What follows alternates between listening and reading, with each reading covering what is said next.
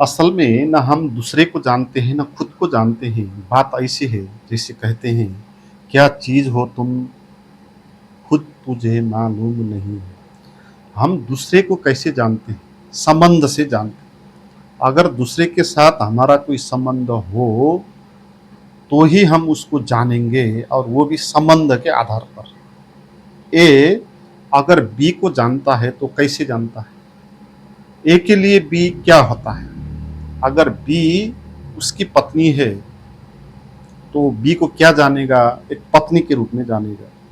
पिता है बी, सी, तो उसको जानेगा वो पिता है। टीचर है डी, तो उसको जानेगा कि टीचर है। वो क्या है वो बात वो नहीं जानेगा, उस दोनों के बीच में क्या संबंध है ना, उस संबंध के आधार पर दूसरे को जानेगा। इसलिए हम जो दूसरे को जानते हैं वो दूसरा नहीं होता, वो हमारी ही धारणा होती है। देखो, ए जब बी को जानता है तो बी को वो नहीं जानता, वो उस बी को नहीं जानता जो बी सच में है।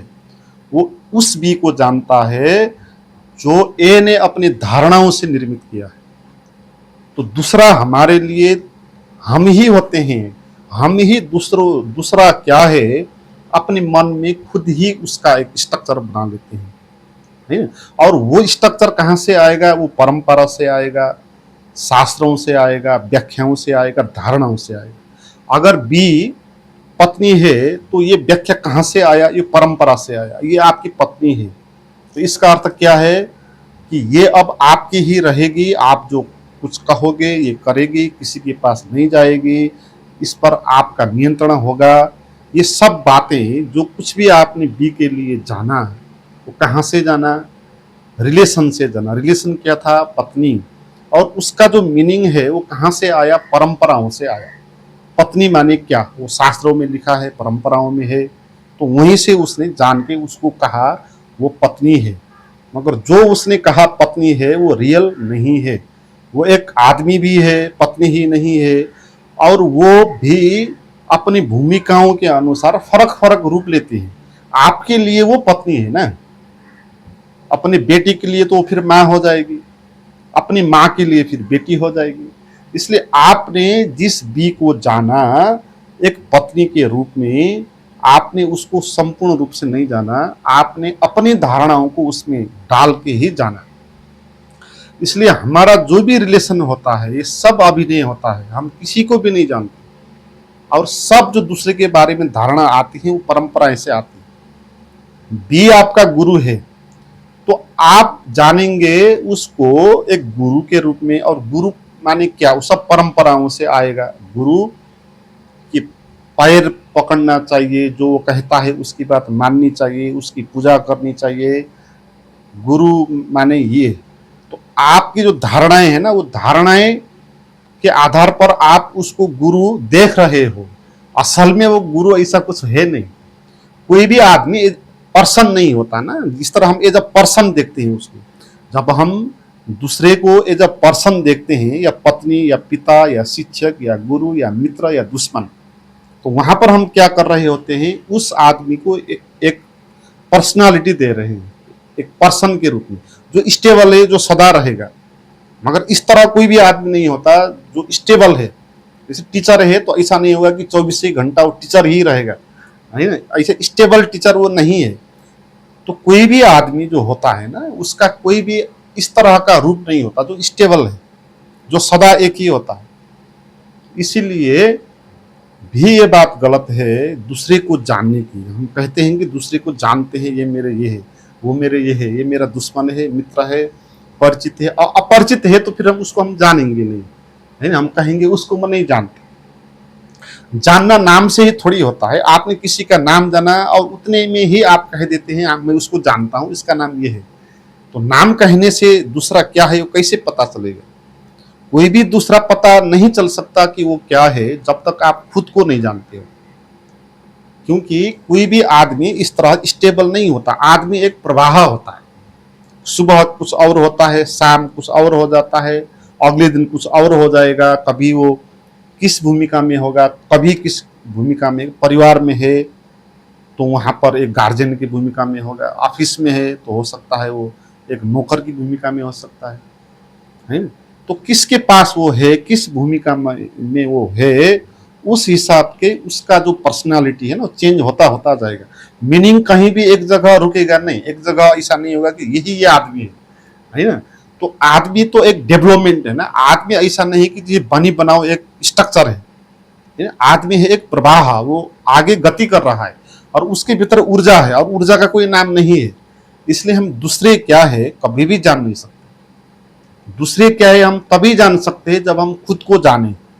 और जिस तरह हम दूसरे के प्रति इस तरह धारणाओं के द्वारा देख के भ्रमित हो जाते हैं और जानते नहीं वो क्या है, इसी तरह हम अपने प्रति भी भ्रमित हो जाते हैं और जानते नहीं कि मैं क्या हूं। जैसे हम बी को जानते हैं, अगर वो गुरु है, अगर वो पिता है, तो आपको उनकी बात माननी चाहिए, उनका अनुशासन पालना करना चाहिए, ये आपके बाप है। अगर उनको कुछ हो जाए तो आपका कर्तव्य है सब कुछ करना। और वो माँ बाप जो है पिता समान, वो गुरु समान होते हैं। तो इस तरह आप व्याख्या करेंगे ना। तो ऐसे ही आप कौन हो, आप अपने मैं के बारे में क्या धारणा बनाते हो, वो भी परंपरा से आया हुआ है। आप जब कहते हो मैं हूं, तो मैं माने क्या, आप कौन हो, आप बताएंगे अपना नाम, अपना धर्म, अपना जाति, अपना संस्कृति, अपना आर्थिक व्यवस्था, उस हिसाब से आप अपने को कहेंगे कि मैं हूं। अपनी पेशा, पेशा में आप पायलट हो, कहेंगे मैं पायलट हूं। आप जात में हिंदू हो तो कहेंगे मैं हिंदू हूं। तो जो भी आप अपने बारे में कह रहे हो ना, ये भी ऐसे ही धारणा है जैसे हम दूसरे के बारे में कहते हैं। और वो धारणा परंपरा से निर्मित है, शास्त्रों में लिखी है, कहीं बाहर से आ रही है। और आप खुद कौन हो, जो एक स्टेबल हो, जो सदा एक ही रहेगा, कभी चेंज नहीं होगा, तो वो आप कौन हो, तो उसको आपने जाना नहीं है।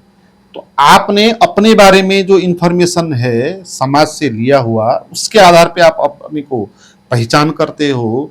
और दूसरे के साथ जो आपका संबंध है ना, उस संबंध के हिसाब से दूसरे को आप जानते हो। तो यहाँ पर ना आप दूसरे को जानते हो, ना आप खुद को जानते हो। और दूसरा यहाँ पर कोई होता ही नहीं, हम ही होते हैं। दूसरा माने उसके बारे में जो भी हमने मेमोरी करके रखा है, उसके बारे में जो भी हमारे पास स्मृतियां हैं, उस स्मृति के हिसाब से जो हम कहेंगे वही वो होगा। मगर रियल में वो तो नहीं होगा, वो तो हमारी ही व्याख्या होगी, है ना? इसलिए किसी भी आदमी को हम जान नहीं सकते कि वो क्या है। हम उसी चीज को जानते हैं जो हम मान के आए हैं, ये धारणा हमारे पास जो है, उसी हिसाब से हम दूसरे को जानते हैं। इसी तरह हम खुद को भी जानते हैं। खुद मैं माने धर्म, जात, लिंग, अर्थ, ये सब व्यवस्था के आधार पे आप अपने को जानेंगे। तो आपको अगर खुद को जानना हो या दूसरे को जानना हो तो क्या करना होगा, या दूसरे को जानना हो तो क्या करना होगा? दूसरे को जानना हो तो पहले खुद को जानना होगा, क्योंकि दूसरा अंतरतम में क्या है, वो वही है जो आप अंतरतम में हो। जो आप अंतरतम में हो, जो एक प्रवाह हो, आप एक ऊर्जा हो गहरे में, वो भी एक ऊर्जा है। तो अपनी ऊर्जा को आप जानोगे तो दूसरे को भी जानेंगे कि हाँ भाई ये भी ऊर्जा है, कोई स्टेबल चीज नहीं है, कोई ऐसा मैं व्याख्या करता हूं जैसे मैं इस तरह का आदमी नहीं है। जो मैं रिलेशन के आधार पर इसको समझता था, वो रिलेशन के आधार पर ये नहीं है, ये एक ऊर्जा है। आप ये बात तभी जानोगे जब आप अपने को जानोगे कि आप एक ऊर्जा हो। तो आपको अपने को जानने के लिए पहले क्या करना होगा, जो भी धारणाएं हैं ना अपने बारे में, उसको हटाना होगा। हम क्या है हमको पता नहीं है, हमको मालूम नहीं। हम कौन है इसके बारे में जो परंपराओं से चलता आया हुआ विचार है ना, उसी को पकड़ के रखे हैं और उसी आधार पर अपने को मैं कहते हैं, है ना? सभी लोगों को देखा है कि अपने को सब कहते हैं मैं शरीर हूं, मैं जात हूं, मैं धर्म हूं, मैं नाम हूं। तो हम भी कहने लग गए कि मैं ये शरीर हूं, ये मन हूं, विचार हूं, जात हूं, ये हम कहने लग गए। मगर ये बात सच नहीं है, क्योंकि ये जो भी आप अपने बारे में कहेंगे ना, स्टेबल कहीं भी नहीं होगा, वो भी चेंज होता होता जाएगा। आप अपने को कहेंगे आप मंत्री हो, तो आप मंत्री पद में जब नहीं रहेंगे तो फिर आप कौन होंगे? नहीं? तो आप कहते हो अपने को मैं हिंदू हूं, तो अगर हिंदू आप नहीं रहेंगे तो आप कौन हो जाएंगे फिर? हिंदू एक विचार है, तो आप विचार को मानते हो कि मैं ये विचार हूं, आप रियल मैं को नहीं जान रहे हो। आप ना विचार को पकड़ के मान रहे हो कि ये मैं हूं। ऐसी ही बात है जैसे कोई आदमी किसी चीज को जानता नहीं और अनुमान करता है कि ये हो सकता है ना। जैसे मैंने सुना 4 अंधे आदमी हाथी को देखने चले गए, उन्होंने कहा कि अभी तक हाथी कैसा होता है देखा नहीं, आज चलो जाते हैं देखते हैं। और चारों ही अंधे थे। तो पहले एक आदमी उसने हाथी को छुआ, उसका पैर को छुआ, तो उसने कहा कि हाथी खंबे जैसा है। तो दूसरे आदमी है उसके पूछ उसको छुआ, पूछ को स्पर्श किया, तो कहने लगा हाथी एक डोरी जैसा है, रस्सी जैसा है। तो ऐसे ही तीसरे आदमी ने उसके कान को छुआ, वो कहने लगा कि एक नाली जैसा है। ऐसा जिसने जो भी अनुभव किया ना उसने कह दिया कि ये है, मगर जो उसने माना ये है उसकी धारणा है, उसका अनुमान है। असल में हाथी क्या है किसी ने भी वहां देखा नहीं। इसी तरह असल में हम कौन है, मैं क्या है, किसी ने जाना नहीं। इसी तरह कोई पूछ पकड़ रहा है और कह रहा है कि मैं ये जात का हूं, कोई उसका पैर पकड़ रहा है और कह रहा है कि ये गरीब हूं, धनी हूं, महिला हूं, पुरुष हूं, स्त्री हूं, शरीर हूं, है। ये सब बातें इसी तरह आ रही है। तो खुद को जानने के लिए आपको क्या करना होगा, इन सब धारणाओं के हटाना होगा। धारणाओं से रहित होकर, विचारों से रहित होकर जो आप खुद हो ना उसको जानना होगा। तो आपको अपने भीतर शून्य होना होगा, इसी को ध्यान कहते हैं। हम खुद क्या है जानने के लिए मौन रहेंगे, क्योंकि विचारों से मैं कौन हूं ये बात पता नहीं चल सकती, क्योंकि विचारों से तो वही बात आएगी जो धारणा है, जो दूसरों ने कही गई बात है। इसलिए विचारों को हम हटाएंगे, बिना विचार निर्विचार होकर महसूस करेंगे। खुद को जानना नहीं होता, खुद को समझना होता है ना। खुद को पॉइंटेड करना नहीं होता, खुद को फील करना होता है।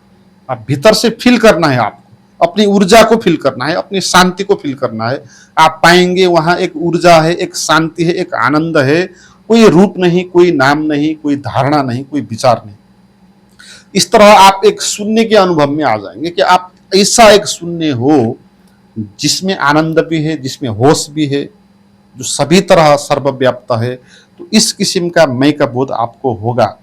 जब आप जानेंगे कि आप ये हो, फिर आप दूसरे को भी जानेंगे कि वो भी यही है। वो अभी जान नहीं पा रहा है वो कौन है, वो धारणाओं में अटका हुआ है ना। परंपरा से जो निर्मित धारणा है ना, उसी का तरफ जानने की कोशिश कर रहा है। इसलिए रियल में वो कौन है उसको पता नहीं, मगर मुझे पता है कि वो कौन है ना। और ये भी पता होगा कि आप शून्य हो, वो भी भीतर से शून्य है। तो दूसरा होता नहीं, आप एक ही होते हो। आपका जो शून्य है वो और उसके भीतर का जो शून्य हो, वो दो शून्य दो नहीं होते, शून्य एक ही होता है। तो भीतर से हम एक ही अस्तित्व फैला हुआ, एक ही ऊर्जा का महासागर है, कोई दूसरा होता नहीं, हमारा ही विस्तार है, वो भी हम ही होते हैं। तो ये बात हमको तब पता चलेगी जब हम अपने भीतर से अपने को जानेंगे। बाहर से धारणाओं से हम देखेंगे तो हम ये बात कभी भी नहीं जानेंगे। हमको लगने लगेगा कि दूसरा दूसरा ही है, अलग ही है, मेरे साथ इसका संबंध नहीं, मैं अलग हूँ, ये अलग है, इस तरह देखेंगे। मगर हम सब एक हैं, दो यहाँ होता ही नहीं। उसी चीज को परमात्मा कहते हैं। मित्रों, इस तरह आप मेरे भौतिक कार्यक्रम में आना चाहते हो, मेडिटेशन का एक शिविर हो रहा है 7 अक्टूबर 7 से 12 तक देहरादून में। तो अगर आप उसमें आना चाहते हो तो उसके लिए आप वीडियो के नीचे डिस्क्रिप्शन में जो भी इंफॉर्मेशन दिया है उसको चेक करें।